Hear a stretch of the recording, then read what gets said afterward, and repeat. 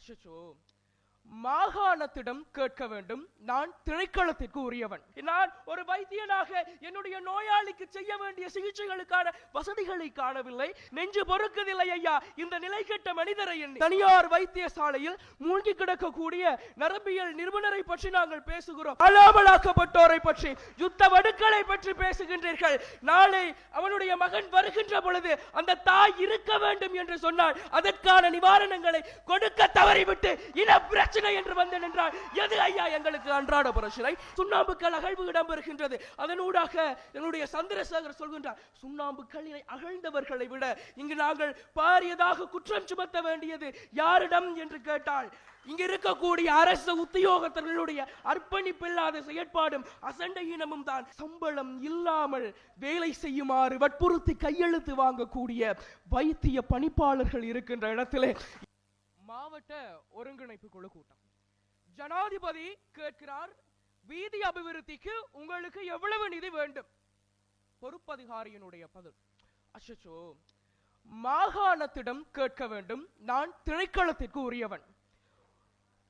ஜனநாயக சோசலிச குடியரசினுடைய ஒரு தலைவர், ஒரு தொழிற்சங்கத்தினுடைய பாரிய முயற்சியின் கீழ் 3/2 பெரும்பான்மையை கொண்ட ஒரு அரசினுடைய ஜனாதிபதிக்கு இவ்வாறான ஒரு பதிலை கொடுக்கக்கூடியதாக இருக்கின்றது என்றால் என்னை போன்ற ஒருவன், தெருவிலே நிற்கக்கூடிய ஒருவன், ஏனையா வீதி அபிவிருத்தி நடக்கவில்லை என்றால் நெஞ்சு பொறுக்கவில்லை இந்த நிலை கெட்ட மனிதரை எண்ணி அவைக்கு என்னுடைய வந்தனங்கள். சகோதரர்களை, ஒன்றை மாத்திரம் புரிந்து கொள்ளுங்கள். இன பிரச்சனைக்கும் அன்றாட பிரச்சனைக்கும் தொடர்பு இருக்கின்றது. ஆனால் இரண்டும் ஒன்றல்ல என்பதை இந்த அவைக்கு நான் முதலாவதாக பதிவு செய்ய விரும்புகிறேன். ஒரு ஆசிரியர் சம்பளத்துக்காக போராடுகிறார். ஒரு பல்கலைக்கழகத்தினுடைய கல்விசார ஊழியர்கள் 100 நாட்கள் போராடுகிறார்கள் அவர்களுடைய சம்பள உயர்வுக்காக. மேலதிக கொடுப்பனவுகளை காணவில்லை என்று ஒரு திணைக்கள அதிகாரியும் அதே போன்று புகையிரத நிலையத்தினுடைய அதிபரும் நின்று போராடி கொண்டிருக்கிறார்கள். எனக்கு விளங்கவில்லை. யாராவது ஒருவர் எங்களுடைய கல்வி திட்டம் மாற வேண்டும், 21ஆம் நூற்றாண்டுக்கு ஏற்ற பாடநெறிகள் பல்கலைக்கழகத்திலே இல்லை, நான் ஒரு வைத்தியனாக என்னுடைய நோயாளிக்கு செய்ய வேண்டிய சிகிச்சைகளுக்கான வசதி காணவில்லை, ஒரு தொடருந்தானது நேரத்திற்கு செல்ல வேண்டும், பயணிகள் இடர்பாடுகளை சந்திக்கிறார்கள், அதிக தொடருந்துகளை உள்ளீடு செய்க என்று எவராது ஒருவர் ரோட்டுக்கோ அல்லது தெருவிலோ ரங்கி நின்று போராடுகிறார்களா என்று ஒரு கேள்விக்குறி இருக்கின்றது. அதற்கு எங்களிடம் பதிலே கிடையாது. இவ்வாறான சுயநலவாதிகளை பார்க்கின்ற பொழுது நெஞ்சு பொறுக்கவில்லை ஐயா இந்த நிலை கெட்ட மனிதரை எண்ணி. வேர்ல்ட் ஃபுட் புரோகிராம் என்கின்ற அமைப்பினூடாக வரப்பட்ட உணவுகளை ஒரு பச்சிளம் குழந்தைகளுக்காக கொடுங்கள் என்றார்கள். கேவலம் 1628 மெட்ரிக் டன் அந்த உணவு. பச்சிளம் குழந்தைகள் பசியால் வாடுகின்றன, பட்டினி கிடக்கின்றன. ஆனால் அவற்றை உரியான முறையிலே அதிகாரிகள் கொடுக்கவில்லை. இங்கு நடந்து கொண்டிருப்பதுதான் என்ன எங்களுக்கு தெரியவில்லை. ஒரு 6 நாட்களுக்கு கிட்ட விடுதிகளுக்கே போகவில்லை. தனியார் வைத்தியசாலையில் மூழ்கி கிடக்கக்கூடிய நரம்பியல் நிபுணரை பற்றி நாங்கள் பேசுகிறோம். உங்களுக்கு நலிந்த ஜெயதிஷ்தான் வந்து நிற்க வேண்டுமா அல்லது ஹரணி அமயசூரிய தான் வந்து நின்று இது என்ன பிரச்சனை என்று கேட்க வேண்டுமா? இதற்கு யார் ஐயா பொறுப்பு? உன்னுடைய வேலையை செய், அதன் பிறகு மிச்சவற்றை பார்ப்போம் என்றால் கிடையவே கிடையாது. சமத்தி பயனாளிகள் தோற்று போன திட்டம். சமத்தி பயனாளியிலிருந்து இன்று அஸ்வஸ்ம வரை மாறிவிட்டோம். மன்னாரிலே பொன்னம்மா என்று ஒருவர் யுத்தத்தினால் பாதிக்கப்பட்டவர். யுத்தத்திலே தன்னுடைய மகனை இழந்தாலும் அந்த யுத்த வடுவை மறக்க வேண்டும் என்று ஒவ்வொரு நாளும் நிவாரணம் கிடைக்கும், சமுத்தி முத்திரை எனக்கு கிடைக்கும் என்று அலைந்து திரிந்த ஒருவர் இன்று எங்களோடு இல்லை. ஆனால் முத்திரையும் கிடைக்கவில்லை. நீங்கள் காலாமலாக்கப்பட்டோரை பற்றி, யுத்த வடுக்களை பற்றி பேசுகின்றீர்கள். நாளை அவனுடைய மகன் வருகின்ற பொழுது அந்த தாய் இருக்க வேண்டும் என்று சொன்னால் அதற்கான நிவாரணங்களை கொடுக்க தவறிவிட்டு இன பிரச்சனை என்று வந்தேன் என்றால் எது ஐயா எங்களுக்கு அன்றாட பிரச்சனை? எனக்கு விளங்கவில்லை. அடுத்ததாக மன்னாரிலே பாரிய போராட்டங்களை நடத்தினார்கள், மீளாய்வு செய்யுங்கள் என்று.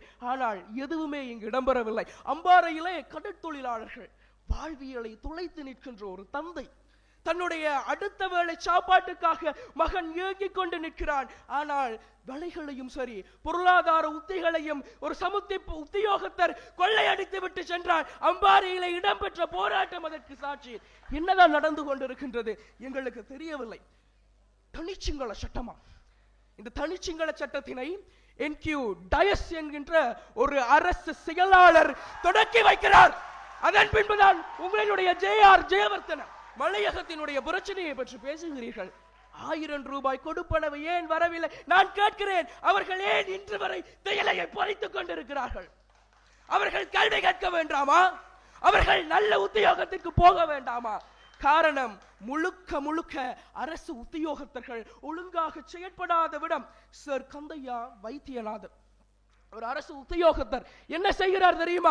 மலையகத்தினுடைய பிரஜா உரிமையை பறியுங்கள் என்று காட்டம் தெரிவிக்கின்றார். இன்று அஸ்வஸ்ம பிரச்சனை, ஒரு வவுனியாவிலே மொழி பிரச்சனைகள் தொடங்கி அனைத்திலும் இன்று மோசடிகள் இடம்பெற்றிருக்கின்றது என்று சொன்னால் இங்கு நடந்து கொண்டிருப்பவைதான் என்ன?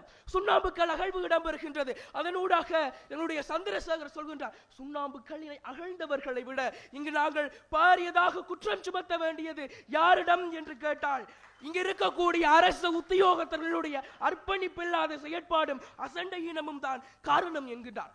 170 உத்தியோகத்தர்களை தங்களுடைய புனிதமான அந்த தாபன விதிக்கோவையினுடைய ஓட்டைகளை பார்த்துவிட்டு வந்து பணிப்பின் கட்டாயத்தின் பெயரிலே சம்பளம் இல்லாமல் வேலை செய்யுமாறு வற்புறுத்தி கையெழுத்து வாங்கக்கூடிய வைத்திய பணிப்பாளர்கள் இருக்கின்ற இடத்திலே எங்களினுடைய அன்றாட பிரச்சனை என்று நாங்கள் எதனை கருதி நிற்கிறோம் என்று சொன்னால் இவ்வாறான பிரச்சனைகளை தான்.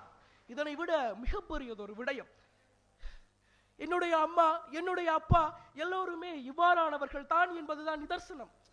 எல்லாவற்றையும் விட்டு விடுவோம் சகோதரர்களே. ஒரே ஒரு விடயம் தான், ஏதாவது ஒரு பிரச்சனை என்று போய் நின்று பாருங்கள். சமூக வலைத்தளங்களிலே ஒரு குரங்கு பொம்மை ஒன்று இருக்கிறது. எவ்வாறு என்று கேட்டால் அவ்வளவுதான். அந்த மௌனம் இதுதான் அன்றாட பிரச்சனைகளுக்கு காரணம். நன்றி, வணக்கம்.